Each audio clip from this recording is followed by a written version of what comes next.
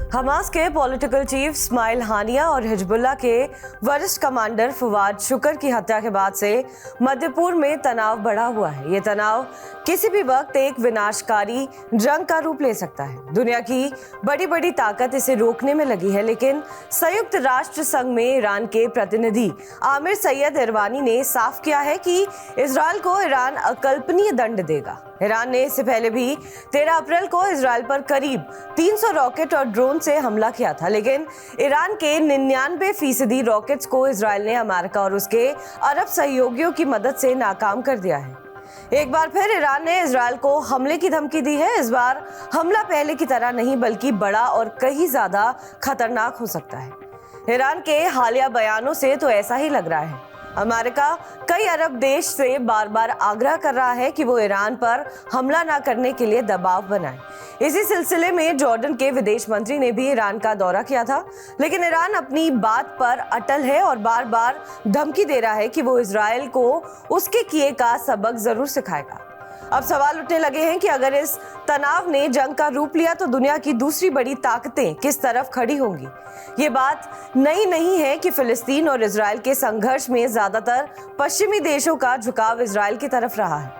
अब ईरान की बात करें तो इस्लामिक क्रांति के बाद ईरान से पश्चिमी देशों ने दूरी बना ली है। अमेरिका के साथ कनाडा, जर्मनी, ब्रिटेन, इटली आदि खुले तौर पर इजरायल के साथ है। अगर ईरान इजरायल पर हमला करता है तो ये इजरायल को सैन्य मदद भी दे सकते हैं।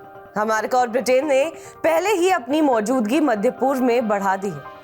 इस पूरे तनाव के बीच दुनिया की नजरें चीन और रूस पर बनी हुई हैं। पिछले कुछ सालों में ईरान की चीन और रूस के साथ करीबी बढ़ी है। रूस और चीन के इजरायल के साथ सामान्य रिश्ते हैं, लेकिन चीन गाजा युद्ध के दौरान इजरायल के हमलों की निंदा करता रहा है और कुछ खबरों के मुताबिक वो हमास के नेताओं से भी संपर्क में है। पश्चिमी मीडिया ने कई बार दावा किया है कि ईरान के मिसाइल और ड्रोन रूस ने यूक्रेन युद्ध में इस्तेमाल किए हैं। इसके अलावा सीरिया में बशर अल असद की सरकार को बचाने के लिए भी रूस और ईरान साथ मिलकर काम कर चुके हैं। खबरें हैं कि ईरान इजरायल पर हमला करने के लिए रूस के साथ भी लगातार संपर्क में है और इस हमले में वे रूसी मिसाइलों का भी इस्तेमाल कर सकता है।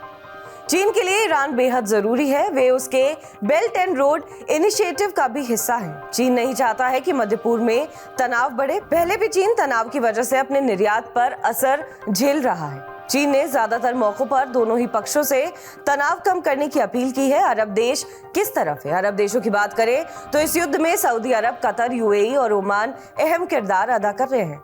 यही देश पूरे मध्य पूर्व में अपना वर्चस्व रखते हैं। कतर की बात करें तो कतर के अमेरिका और ईरान दोनों से अच्छे रिश्ते हैं। कतर ने इस्माइल हानिया की हत्या की कड़े शब्दों में निंदा की है, लेकिन कतर अमेरिका को इजरायल के बचाव करने के लिए अपनी जमीन का इस्तेमाल करने दे रहा है। वहीं ओमान की बात करें तो ये भी अमेरिका का एक अच्छा दोस्त है। ओमान सालों से अमेरिका और ईरान के बीच होने वाली बातचीत का हिस्सा रहा है और दोनों देशों के बीच एक चैनल की तरफ काम करता आया है।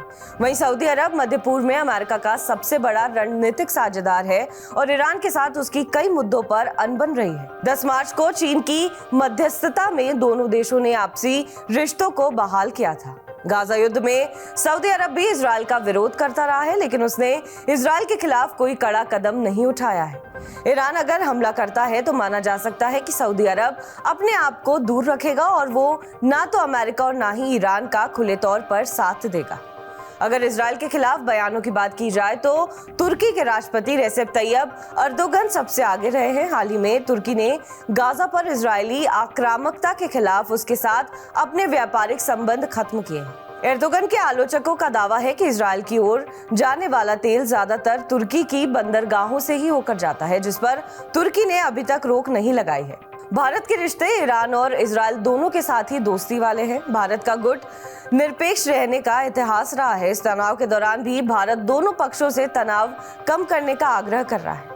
पाकिस्तान की बात करें तो पाकिस्तान इजरायल को देश के तौर पर मान्यता नहीं देता है। पाकिस्तान का ईरान के साथ भी सीमा विवाद है, लेकिन मध्य पूर्व के पूरे तनाव के दौरान वो फिलिस्तीन और ईरान की तरफ खड़ा नजर आ रहा है। अगर जंग होती है तो पाकिस्तान इसमें क्या भूमिका निभाता है, ये देखना दिलचस्प होगा, क्योंकि पाकिस्तान इकलौता मुस्लिम परमाणु संपन्न देश है। बहरहाल इस खबर पर आपका क्या कुछ कहना है हमें कमेंट करके जरूर बताएं। बाकी देश विदेश की तमाम बड़ी खबरों के लिए आप देखते रहें TV9 डिजिटल।